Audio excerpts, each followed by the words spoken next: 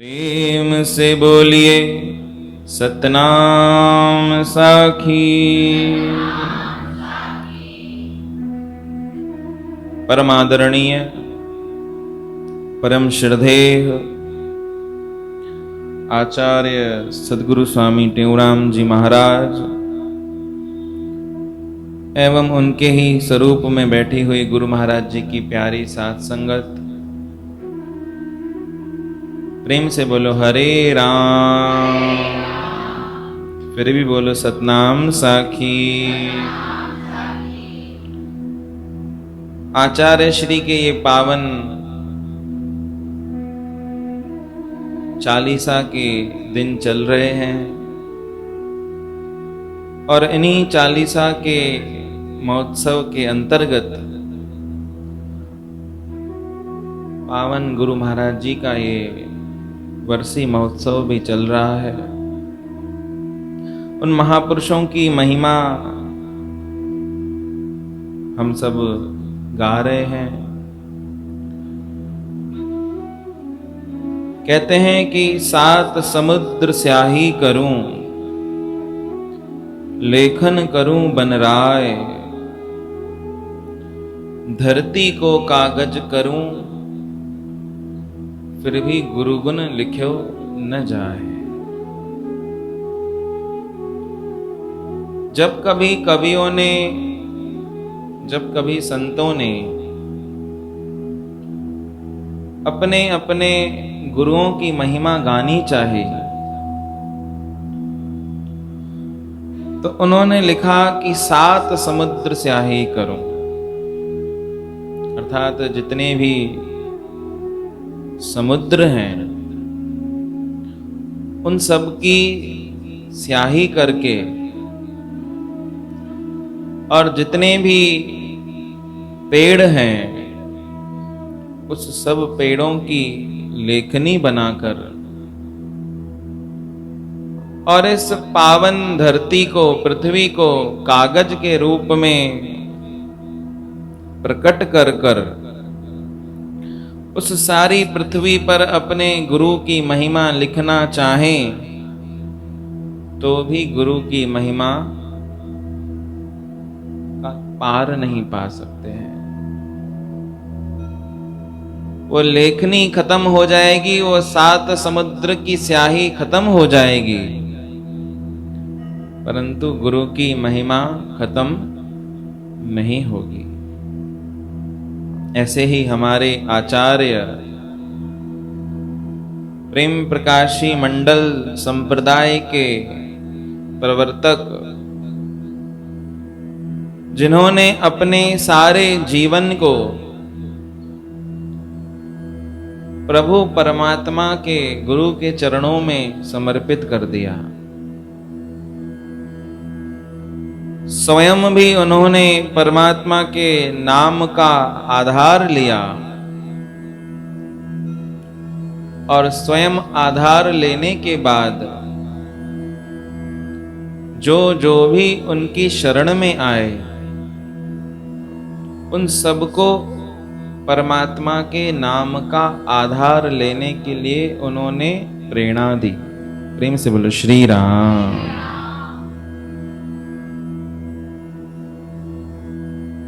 यही संतों महात्माओं का काम भी होता है। कवि लिखते हैं, संत जगत में आते हैं जग तारन के लिए, आदि व्याधि उपाधि अविद्या तारन के लिए। जब भी ये जीव किसी संत के संपर्क में आता है, किसी महापुरुष के संपर्क में आता है तो और कुछ हो न हो परंतु उसके जीवन का जो संशय है, उसके जीवन के जो कुरीतियां हैं, उसके जीवन में जो अशुद्धियां हैं, वो स्वयं संतों के संग से, महात्माओं के संग से दूर हो जाती है। ऐसे ही हमारे आचार्य श्री, जिनका ये पावन पर्व चल रहा है, उन महापुरुषों के जीवन को देखना है, उन महापुरुषों के सिखाई हुई बातों को अपने जीवन में धारण करना है। जो जो जिज्ञासु वो बातें धारण कर लेगा, समझो उसका जीवन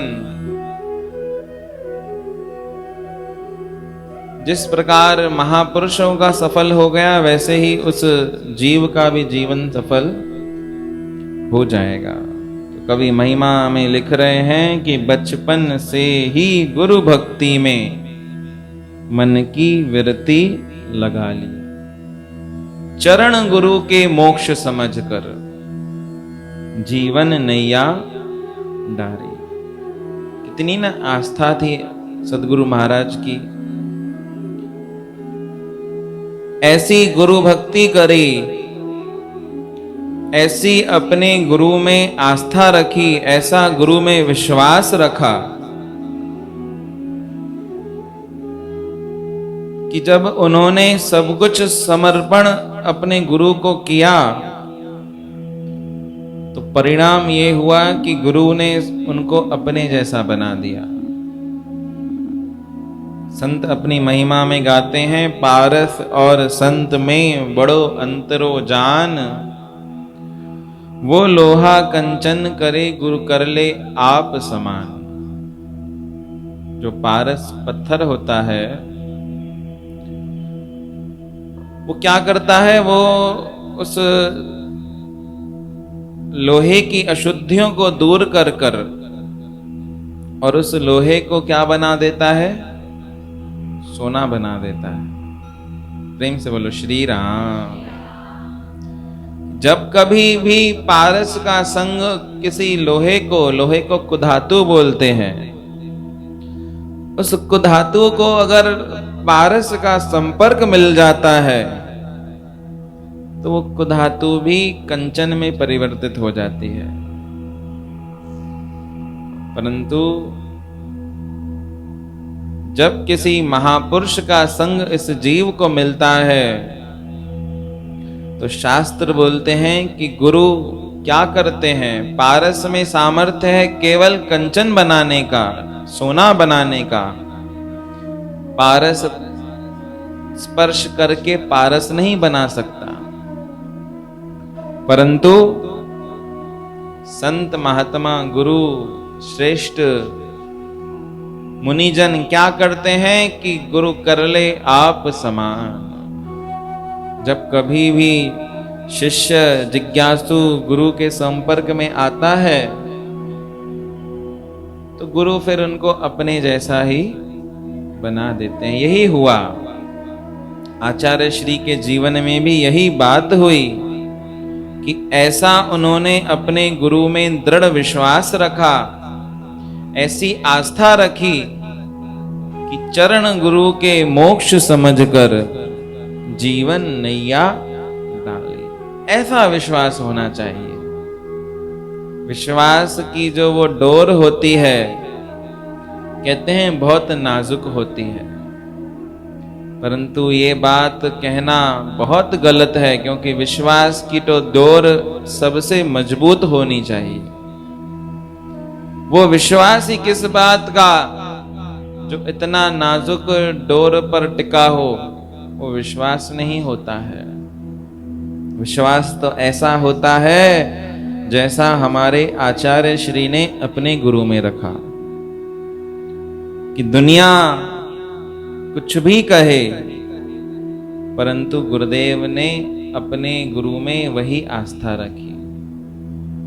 सत्संग कर रहे थे, सत्संग करते करते अचानक से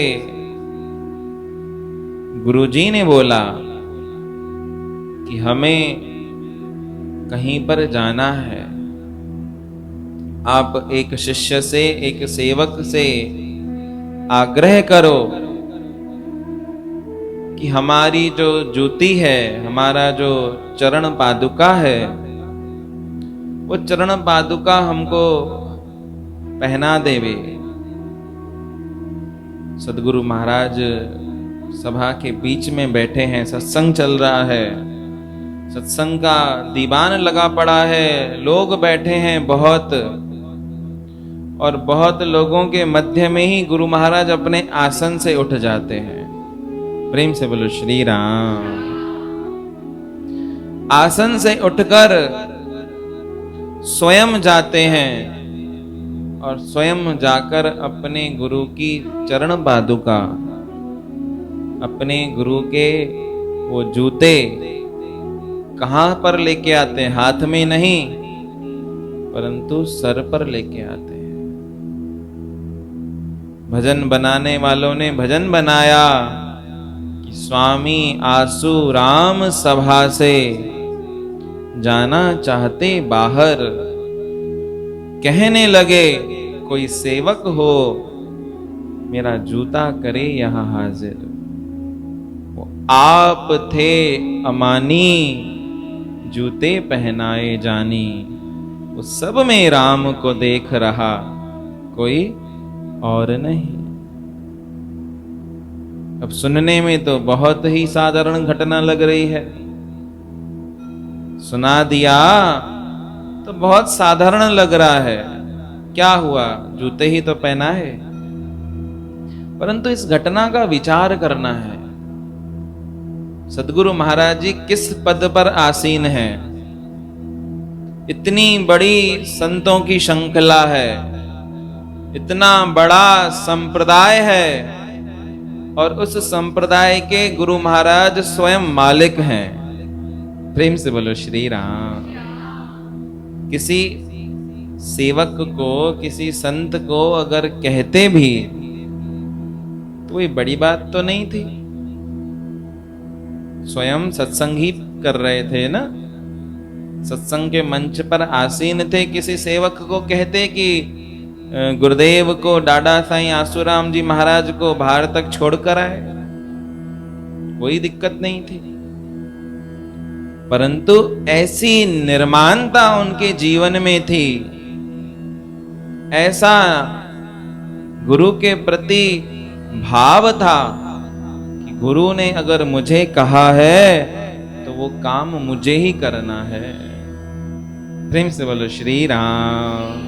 सतनाम साखी, सतनाम साखी।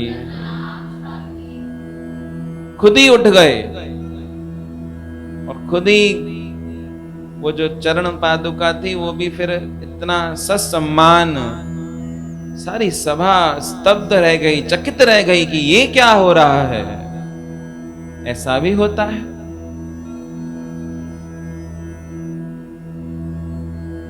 प्रेम से बोलो श्री राम।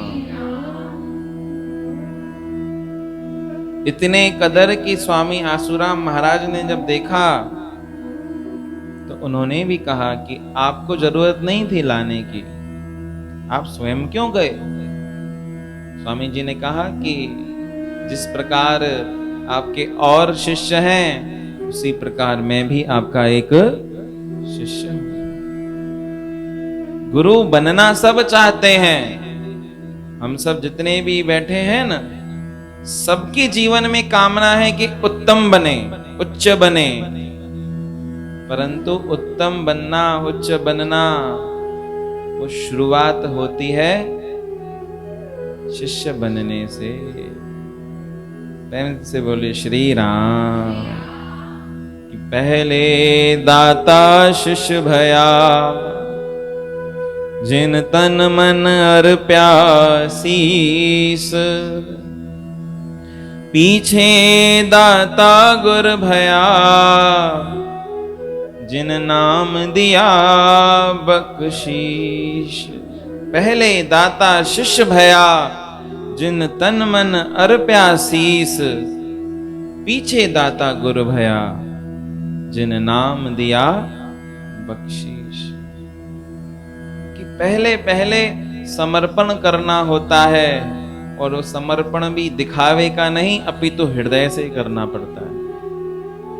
और करना पड़ता नहीं है, समर्पण हो जाता है। जहां पर अगर श्रेष्ठता होगी, सत्ता होगी, प्रेम हृदय का होगा, तो वहां पर फिर कहना नहीं पड़ता है, हमको कहा जाता है। बार बार कहते हैं हम, भगवान से प्रेम करो, गुरु से प्रेम करो, संतों से प्रेम करो, कहना पड़ता है, अर्थात है नहीं परंतु कहना पड़ता है। पर जिन्होंने वो सत्य पर रहकर शाश्वत प्रेम किया, उनके चरित्र, उनकी गाथाएं देखो ऐसे अमर हो जाती हैं कि जब तक सूरज चांद गगन तब तक रहेगी अमर। यही तो बातें थी उनके जीवन में, यही तो उनके जीवन की मुख्य शैली थी कि जहां भी जाते, जैसे भी जाते, सब जीव उनके प्रति आकर्षित हो जाते थे।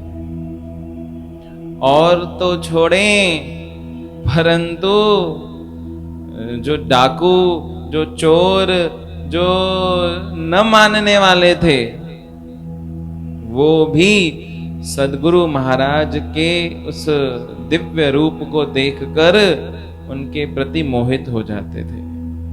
कथा सबने सुनी हुई है, कथाएं बहुत हैं। अरे और तो छोड़ो, परंतु जो जड़ प्रकृति है, चेतन प्रकृति तो ठीक है। चेतन प्रकृति अगर गुरु महाराज का कहना माने, गुरु महाराज के प्रति मोहित हो तो वो तो ठीक है, परंतु जो जड़ प्रकृति थी वो भी सद्गुरु महाराज का सम्मान करती थी। कंडी का वो वृक्ष जो टंडे आदम दरबार में आज भी है, आज तक कितने साल बीत गए, लगभग 100 साल बीत गए, आज भी वो कंडी का वृक्ष प्रतीकात्मक रूप से उसी स्थान पर है। परंतु कंडी होने के बाद भी कंडे नहीं देती है। हो गया था वार्तालाप सद्गुरु महाराज और उस कंडी के वृक्ष के बीच में। सेवकों ने, संतों ने गुरु महाराज जी को बताया कि आप आज्ञा करें, आप अगर हमें इस कंडी के वृक्ष को काटने की आज्ञा करें तो ये बहुत कंडे छोड़ती है, और हमारे जो संत हैं, हमारे साधु हैं, हमारे जो सेवक हैं, सेवादारी हैं, वो सब परेशान होते हैं। प्रेम से बोलो श्री राम, सतनाम साखी। गुरु महाराज ने कहा कि कंडी का वृक्ष काटने की जरूरत नहीं है। संतों ने कहा कि स्वामी जी अगर काटेंगे नहीं तो ये दिन प्रतिदिन बड़ी होती जाएगी और जैसे जैसे बड़ी होगी और कंडे छोड़ेगी। स्वामी जी ने कहा कि चलो बात करते हैं। देखो, संतों से प्रकृति भी बात करती है। हमको ऐसा लगेगा अन्यथा कि ये तो बनी बनाई बात होगी। पेड़ कभी बात करते हैं क्या? अरे पाषाण भी बात करते हैं, पत्थर भी बात करते हैं। नहीं बात करते तो कैसे समुद्र के ऊपर तैर गए? समुद्र के ऊपर जो पत्थर राम के नाम लिखने से तैर गए तो सुन रहे थे तभी तो तैरे। तो संतों महात्माओं के प्रति प्रकृति को भी आकर्षण होता है। ये सारी भक्ति की शक्ति, नाम की शक्ति है। नाम जप के देखें। चेतन प्रकृति अगर पीछे पड़ जाए तो एक साधारण बात है, परंतु जड़ प्रकृति भी पीछे पड़ जाती है, ये असाधारण बात है। प्रेम से बोलो श्री राम। परिणाम ये हुआ कि सद्गुरु महाराज जी उस कंडी के वृक्ष के सामने खड़े होकर कंडी से बात कर रहे हैं कि हे कंडी, आप ना जो ये कंडे छोड़ती हो, ये कंडे हमारे सेवादारियों को लगते हैं, उनके पैर से रक्त बहता है, बहुत पीड़ा होती है। एक काम करो, आप अगर हमारा परामर्श मानो तो आज से ना आप एक कंडे देना बंद कर दो। अब जो दिमाग वाले होंगे, बुद्धि का इस्तेमाल करने वाले लोग होंगे, वो क्या सोचेंगे कि ऐसा भी हो सकता है क्या। पर एक बात याद कर लेना कि संतों का, महात्माओं का, फकीरों का आकलन कभी भी बुद्धि से नहीं करना चाहिए। आपकी बुद्धि में, हमारी बुद्धि में इतनी शक्ति नहीं है कि हम संतों की उन रमजों को जान सके। संतों का आकलन नहीं करना चाहिए। जो जैसा है वो वैसा ही आकलन कर पाएगा। जौहरी तो सोने का आकलन करेगा। आप क्या संतों से ऊपर हो गए क्या? जो संतों को तराजू में तोलने का अधिकार किसने दे दिया? हम तोलते हैं कि ये ऐसा है, ये ऐसा है, ये अच्छा है, ये खराब है, इसने ऐसा किया, इसने ऐसा किया। कितने अपराध ले लेते हैं, पता नहीं चलता है। प्रेम से बोलो श्री राम। हम तो संतों की बातें वो संत ही जानेंगे। उनकी चाल जो है वो निराली है। प्रेम से बोलो श्री राम। तो कभी भी अश्रद्धा नहीं रखनी चाहिए। श्रद्धा न रख सको कोई बात नहीं, परंतु अश्रद्धा रखकर स्वयं के ऊपर क्यों पाप मल रहे हैं। प्रेम से बोलो श्री राम। श्रद्धा नहीं है कोई बात नहीं, परंतु अगर अश्रद्धा रख ली तो फिर वो अश्रद्धा क्या करेगी? वो जीवन में संशय उत्पन्न करेगी। और जैसे ही संशय आया, और किसी का पतन हो न हो, पर कहते हैं संशयात्मा विनिश्यति। संशय जीवन में विनाश का सबसे बड़ा कारण है। प्रेम से बोलो श्री राम। तो ये बातें फिर सुनने में भले ही अजीब लगे, परंतु ये सत्य है। सदगुरु महाराज जी ने उस कंडी को क्या बोला कि आज से लेकर आप कंडे देना बंद कर दो। महापुरुषों का कहना वो जड़ प्रकृति भी मान रही है। उस दिन स्वामी जी ने केवल वो राम नाम का झंडा लगाया, और वो दिन था और आज का दिन है। आज तक उस कंडी में कंडे नहीं आए हैं। ये उन महापुरुषों का प्रताप है। इस पे भजन भी बहुत सुंदर बना हुआ है। कंडी अजखा बठी दे छड़े जा था ड्यूं वरदान तोखे तू हुजी हरी भरी। सर सब्ज सुहेणी सदाई तू हुजी सर सरी। महर जा तुझे मथा झूलनदार हन हरदम झंडा। कैसी बात है कि गुरु महाराज जी स्वयं बात कर रहे हैं कंडी के वृक्ष से कि आप न अगर हमारा कहना मानोगी तो हम आपको वरदान देते हैं कि कोई भी न आपको काटेगा, न आपकी जड़ से आपके तने को अलग किया जाएगा, और आप हमेशा यहाँ पर विराजमान रहोगे। नहीं तो ये जो हमारे सेवक हैं, ये जो हमारे श्रद्धालु हैं, ये सब आपको काटना चाहते हैं। हमने इनको रोका है, मना किया है कि आपको काटा न जाए। प्रेम से बोलो श्री राम। कैसा प्रभाव होगा उन महापुरुषों का, विचार तो करें कि क्या स्थिति पे वो जीवन को जी रहे होंगे कि प्रकृति से बात कर रहे हैं, उस कंडी के वृक्ष से बात कर रहे हैं, और कंडी के वृक्ष से बात करते करते जैसे ही झंडा लगा रहे हैं अपनी मेहर का, अपनी दया का, अपनी कृपा का, तो वो जो कंडे देने वाला वृक्ष है, जड़ है, जिसमें अपना कोई श्वास नहीं है, जड़ प्रकृति भी उन महापुरुषों के उस आग्रह को मान रही है। प्रेम से बोलो श्री राम। ये जो आखिरी लाइन आई, कर नजर पहंजी नरम, खौस जा छड़ तू खंडा। खौस बोलते अंदर में क्रोध को।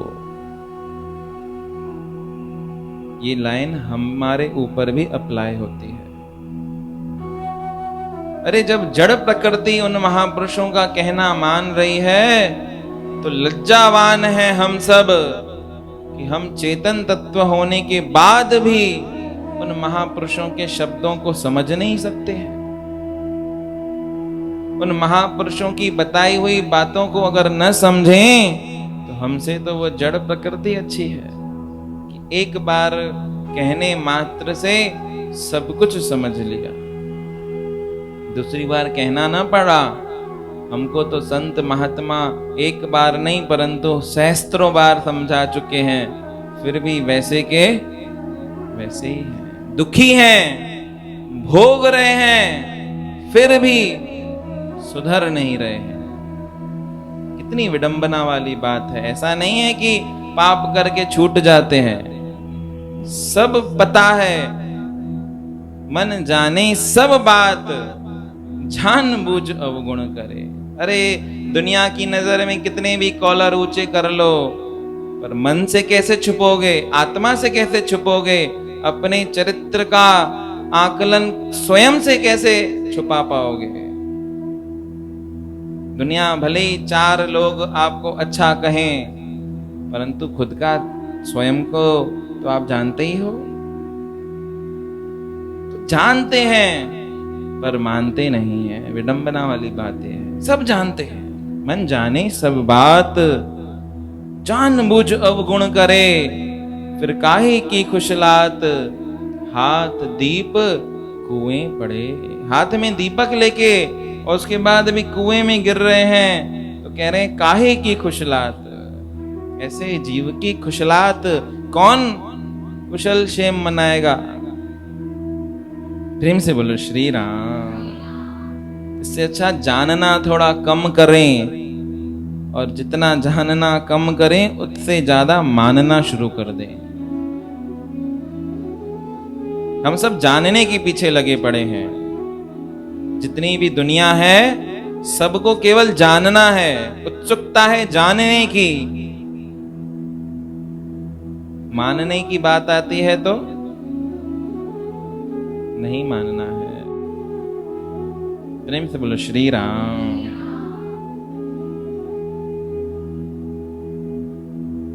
तो ऐसे महापुरुषों का संग हमको प्राप्त हुआ है, ऐसे आचार्य श्री मिले हैं, ऐसे गुरु का नाम मिला है। उसके बाद भी जीवन में अगर अधूरापन है, जीवन में अगर उसके बाद भी असंतोष है, तो बहुत दुख वाली बात है।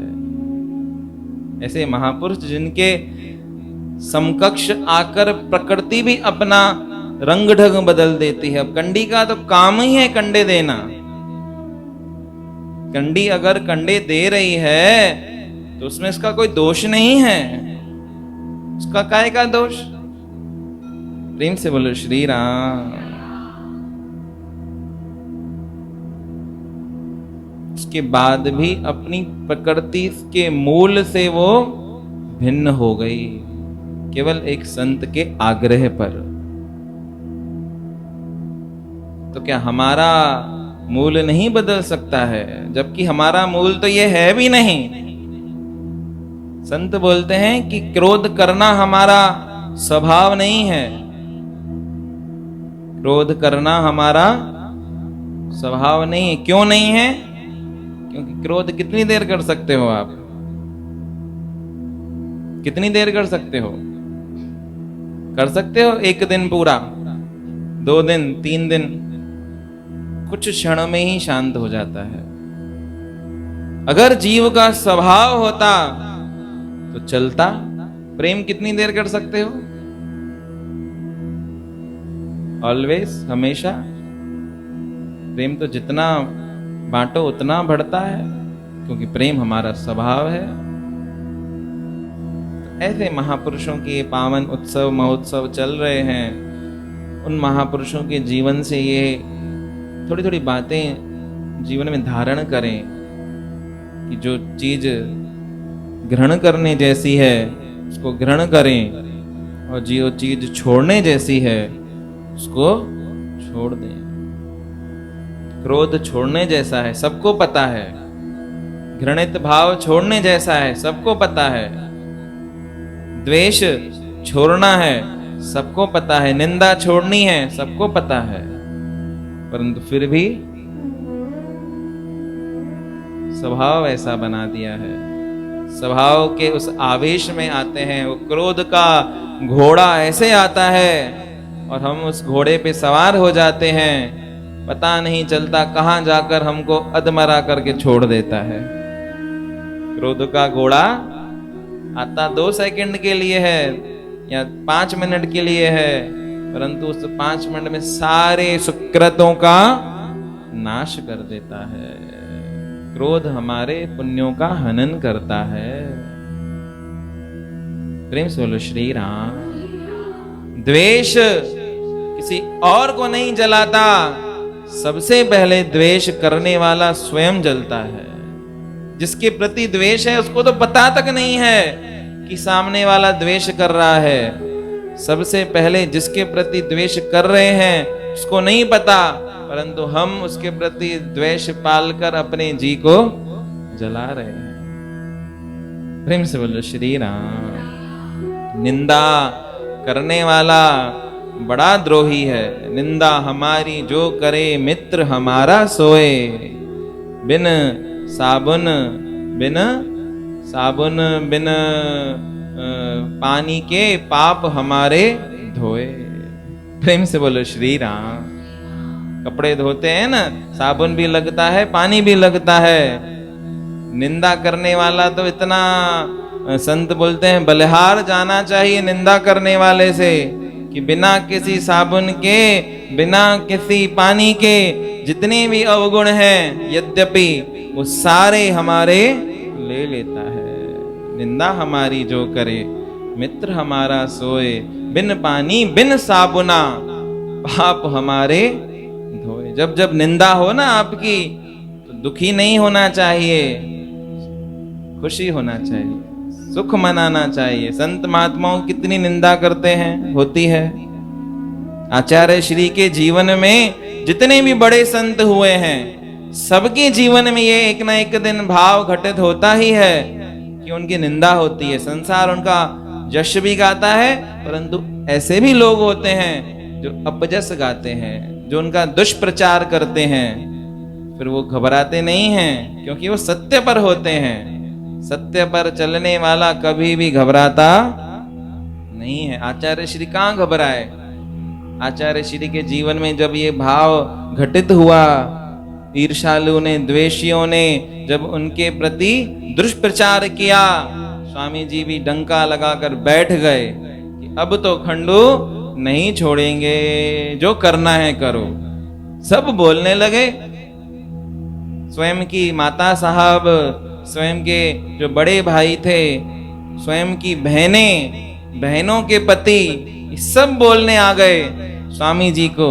सदगुरु स्वामी देवराम जी महाराज ने कहा कि जब तक ये द्वेषी लोग अपना काम करते हैं तब तक तो ये शहर, ये गांव छोड़ना नहीं है। ये सत्य का क्या बोलते हैं, इसको ताकत होती है। प्रेम से बोलो श्री राम। अरे नाम खराब हो गया गांव में, अब चलो यहां से, क्या रखा है यहाँ पर? किसी को घर में आने की परमिशन नहीं है। कोई अगर घर में आ गया तो उसको क्या देना पड़ेगा? पंचायत को दंड देना पड़ेगा, 125 रुपया। उस जमाने में 125 रुपया बहुत बड़ी बात होती थी। आज से लगभग कितने साल पहले? लगभग 100 साल पहले, लगभग 120 साल पहले की बात बता रहे हैं। 30 साल की उम्र में तो गुरु महाराज ने अमरापुर बना दी थी। 30 बरस की अवस्था में तुम अमरापुर निर्माण किया। प्रेम से बोलो श्री राम। ये उससे उस समय की बातें हैं। सत्यनिष्ठ ऐसे हमारे आचार्य श्री थे कि अभी जब जाने की बारी आई, किसी ने बोला कि भाई यहाँ से चल दियो, सब हमारा नाम खराब कर रहे हैं, कुछ बचा ही नहीं है। माता साहब भी कहने लगी, स्वामी जी बोल रहे जिसको जाना है जाए, हम नहीं जाएंगे। क्यों जाए? भगवान का नाम ही तो लिया है, कोई चोरी थोड़ी ना की है। भगवान का नाम लेना कब से गलत हो गया? भक्ति करना कब से गलत हो गया? हम तो नहीं जाएंगे। टिके रहे, सामना किया। फलस्वरूप ये हुआ, जो जो विद्रोही थे, एक बात याद रख लेना, विद्रोही आखिर में आकर चरण में पड़ते ही हैं। क्योंकि विद्रोह, मैंने क्या बोला, क्रोध हमारा स्वभाव नहीं है। ऐसे ही द्वेष भी हमारा स्वभाव नहीं है। द्वेष में कितने दिन रह सकते हो? 6 महीने, साल, 2 साल, आखिर तो हटाना ही पड़ेगा ना मन से वो भाव, नहीं तो अपना ही पतन करते जाएगा, जीव पतन करते जाएगा। जब पता चलता है कि जिससे द्वेष कर बैठे हैं उसको तो कोई फर्क पड़ नहीं रहा, वो तो भगवान के नाम में मस्त है, उल्टा हमारा ही सारा काम खराब हो रहा है। प्रेम से बोलो श्री राम। वो पंचायत के जो मुखी थे, जो मुखी चौधरी थे, उनका सारा बंटा धार हो गया। प्रेम से बोलो श्री राम। स्वामी जी वहां पर टिके रहे, किसी की नहीं मानी। सबने स्वामी जी को सलाह दी कि छोड़ दो, ये गांव छोड़ दो, ये कस्बा, ये खंडू का शहर छोड़ दो। स्वामी जी बोला नहीं छोड़ेंगे। कब छोड़ा? कब छोड़ा? छोड़ा तो था ना, परंतु कब छोड़ा? जब वो सारी प्रतिकूलताएं अनुकूलता में बदल गई, वो सारे प्रतिद्वंदी, सारे ईर्ष्यालु, सारे द्वेषी, वो क्या हो गए? वो सिख बन गए, वो भक्त बन गए, वो जय जयकार करने लगे। अब गुरु महाराज ने कहा अब यहां पर नहीं रहना, हमारा काम हो गया। प्रेम से बोलो श्री राम। कि जब यहां को छोड़ना था तब तो छोड़ा नहीं, और अब सब हमारे अनुकूल हो गया है तो यहाँ पे छोड़ने की बात कर रहे हो। स्वामी ने बोला यही समझ लेना, परंतु अब यहाँ पर नहीं रहना है। नाम कीर्ति जय जयकारा, इन बातों से संत न्यारा। यह विचार कर बिना बताए, जंगल में कछु दिवस बिताए। यह विचार कर बिना बताए निकल गए, चल दिए दक्षिण दिशा की तरफ। टंडा आदम उस जगह का नाम था, और वहां पर बैठकर भजन करने लगे। आसन वहां जमाया स्थिर, हिंसक जंतु का था ना डर। खोज खोज प्रेमी वहां आए, कहां छोड़ने वाले हैं लोग? प्रेम से बोलो श्री राम। कहां छोड़ने वाली है परमात्मा की वो प्रकृति? क्योंकि रज्जब तीनों लोक में छिपे न हर का दास। भक्ति करे पाताल में प्रकट होत आकाश। रज्जब तीनों लोक में छिपे न हर का दास। नहीं छिप सकता है, जो छिपाएगा वो छिप नहीं सकता, और जो दिखाएगा वो रह नहीं सकता। उसको प्रकृति स्वयं ही ऐसे गर्त में डाल देती है, दूर दूर तक कोई पहचानने वाला नहीं मिलता है। संसार प्रचार करना चाहता है, दिखाना चाहता है, हम आगे आए, कहां देख पाते हैं? कौन याद करता है? प्रेम से बोलो श्री राम। सबका एक समय, एक औरा, एक टाइम होता है। उस टाइम के बाद बड़े बड़े राजा महाराजा भी उस भूतकाल के गर्त में जाकर गुम हो जाते हैं, कोई याद नहीं करता। कौन याद करता है? आज किसको याद है 100 साल पहले कोई राजा जो बहुत धनवान हुआ होगा, याद है? कोई याद नहीं है। परंतु जिन्होंने खुद को छुपाना चाहा, वो न चाहकर भी उजागर हो जाते हैं। सबको याद है कि आज से 100 साल 150 साल पहले आचार्य श्री सद्गुरु स्वामी टेवराम जी महाराज खंडू के छोटे से गांव में जन्म लेके आए। सबको याद है। 500 साल पहले श्री गुरु नानक देव जी आए थे, सबको याद है। 1000 साल पहले झूलेलाल आए थे, सबको याद है। वो छोटा सा बालक जिसने स्वतंत्रता के लिए खुद के प्राणों का अंत कर दिया, भगत सिंह, वो सबको याद है। वो चंद्रशेखर आजाद, सबको याद है। जिन्होंने कुछ दिया, जिन्होंने मिटा दिया स्वयं को, उन्होंने नहीं चाहा कि हम उजागर हों। वो ऐसे वीर थे जिन्होंने मृत्यु स्वीकार की परंतु झुकना स्वीकार नहीं किया। तो याद है। और उस समय में बहुत से ऐसे शूरवीर थे जो आज भी हमको याद है। महाराणा प्रताप, जब भी बात निकलती है वीर रस की तो भर जाते हैं वीर रस से। महाराणा प्रताप का नाम याद आता है। प्रेम से बोलो श्री राम। वो शिवाजी महाराज, जब भी वीर रस की बात निकलती है याद आ जाते हैं। कहां भुला पाए हैं हम उनको, इतने बड़े महारथियों को कहां भुला पाते हैं हम। भगवान श्री कृष्ण को 5000 साल हो गए, कहां भुला पाते हैं हम अर्जुन को 5000 साल हो गए। याद है ना। तो जिन्होंने कुछ किया, जिन्होंने कुछ काम किया, वो आज भी याद है। और जिन्होंने केवल दिखाना चाहा, कुछ किया नहीं, वो भूतकाल उनको खा जाता है। समय क्या करता है? समय सबको खा लेता है। प्रेम से बोलो श्री राम। चाहते हैं कि रह जाएं तो शरीर से नहीं रह सकते। असंभव बात है, नामुमकिन बात है। आज न कल शरीर छोड़ना ही है। परंतु उसके बाद भी परमात्मा ने ऐसी एक युक्ति दी है कि शरीर से न रह सको कोई बात नहीं, पर आपकी कीर्ति रह सकती है। सूरत ते कीरत बड़ी, बिना पंख उड़ जाए। सूरत तो जाती रही पर कीरत कबहू न जाए।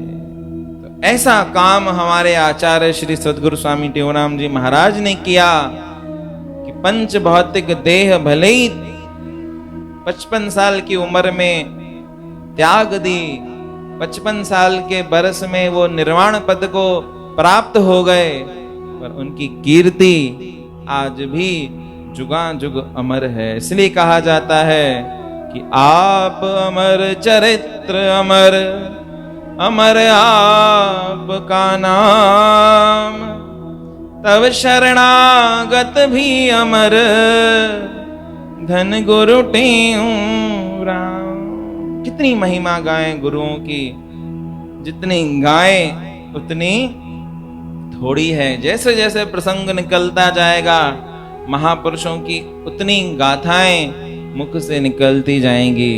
तो ऐसे महापुरुषों के चरित्र का जीवन में थोड़ा थोड़ा रसस्वादन करें, थोड़ा थोड़ा अपने जीवन को उनके प्रति आश्रित करें, आधार लें उन महापुरुषों का। जीवन हमारा बहुत धन्यता से भर जाएगा।